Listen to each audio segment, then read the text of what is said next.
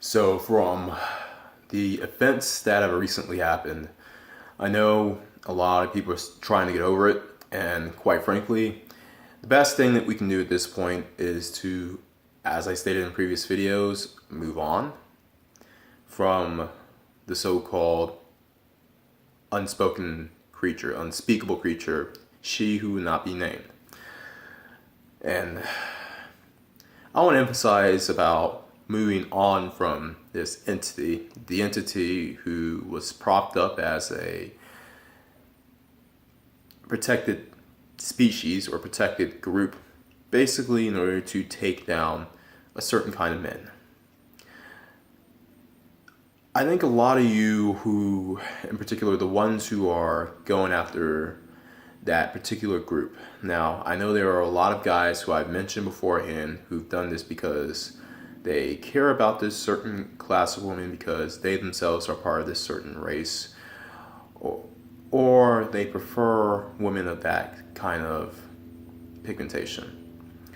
However, I think the events of the past week or so have proven that she does not feel the same way about you. Not unless you fit into a certain stereotype, and even then, that's only for a certain amount of time in which she'll give you some sort of leniency.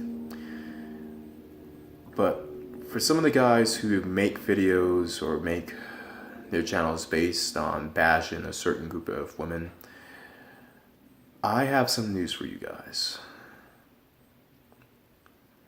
The gender war of middle and high school is over. You don't have to fight it anymore. It's done. Yes, you look at yourself right now. Chances are you are among the 90% of guys who are concerned or have some sort of gripe with a certain kind of woman who are not in high school nor middle school anymore, nor college for that matter.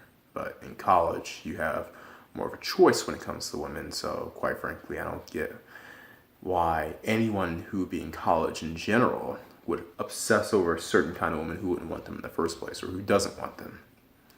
I mean, the options are there. I mean, those are, anyway, I can get into college all day, but the point is this. The gender war that you fought in middle and high school is over. It's time to put down the guns. Time to, I wouldn't say make some sort of truce, but at the very least, make some sort of ceasefire. I know a lot of guys who tend to complain about black women. Oh, there we go, I just said it, so what? I know a lot of you guys who tend to complain about black women, tend to have personal issues with them, where it goes back to your childhood of what they did to you, what your mom did to you, what your sisters, female cousins did to you, or what random black girls did to you. And quite frankly, yeah, it's an issue. Were they wrong about it? Absolutely. Is it not discussed for a particular reason? Whether it's because American society doesn't care about black men, or that black women are a sacred cattle, or whatever. Yeah, it's messed up. I think more people than you may realize it. And being on the outside of the black community, definitely where I am, I think a lot of people sort of realize the BS when it comes to black females in general. I mean, quite frankly, yeah, where I am, yeah, there are a lot of black women who date outside their race, and those who just tend to have an attitude with black men. But on the inside, when you really look at some of the cliques, some of the groups, some of the friendships that are forged, a lot of the offices, a lot of the associations, partnerships, it is possible to find at least one black man among them. Not so much with black women. And it's because a lot of society realizes that black women have basically been propped up by the welfare state, and that was only due, and now I think people are slowly starting to figure it out, that now it's due to the welfare state being targeted as a tool against black men. That's already been discussed, but the point is this. It's time to drop the weapons. And in many of your cases, it's time to drop the weapons, not for the sake of peace, not for the sake of, not for the sake of coming together, but it's for the fact that you guys have won, quite frankly. You guys had to take a call, but as I stated, dropping down the weapons, the proverbial weapons, not the literal weapons, isn't for the fact of making reconciliation with the opposite sex or the opposite side. It's for the fact that you guys have achieved victory. Some of you guys may not know it. Some of you guys still may have that mindset that you are still the educated lame that people depicted you and called you in middle and high school.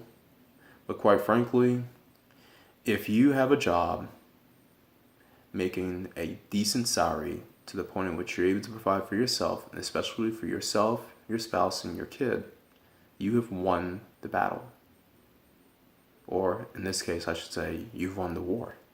It's as simple as that. At this point, I get a lot of you all still feel as if we need to call out their attitudes, we need to call them out, we need to rally up against them. No, that's unnecessary. And part of the reason is because a lot of you are fighting yesteryear's war. You are still fighting the war against those middle and high school female dogs. They are female dogs, don't get me wrong. I will completely agree with you there. But you're still fighting the war against those female dogs who made your lives a living hell. Now, in some cases, I know what I'm gonna say next may be controversial, may rub some of you guys the wrong way, but in some of your cases, I would seek some sort of mental help. Whether it's through therapy or a psychiatrist or even a psychologist.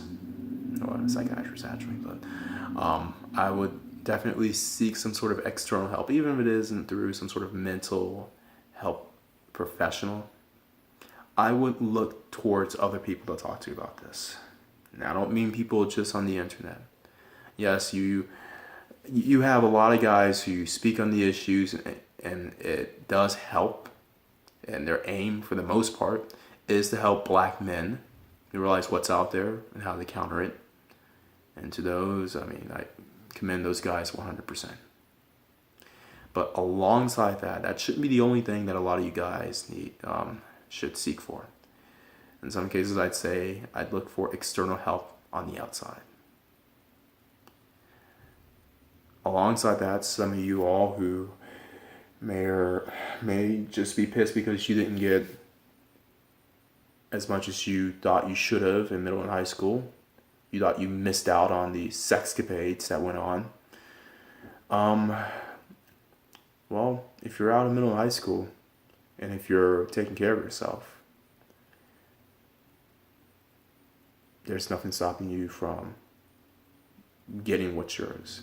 There's nothing stopping you from making up for lost time. Now, me, in my case, as I said, I always had a steady supply of, you know what, granted, a lot of it hasn't been from black women.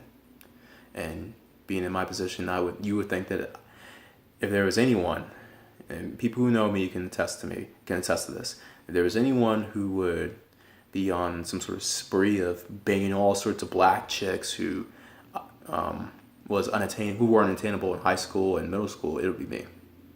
Well, for starters, I had other sources. I had other places and people I could find that kind of pleasure in.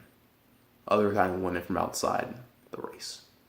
Which, for the most part, especially considering where I am, yeah, that still remains true to this day. So I'm not thirsting for any sort of black female.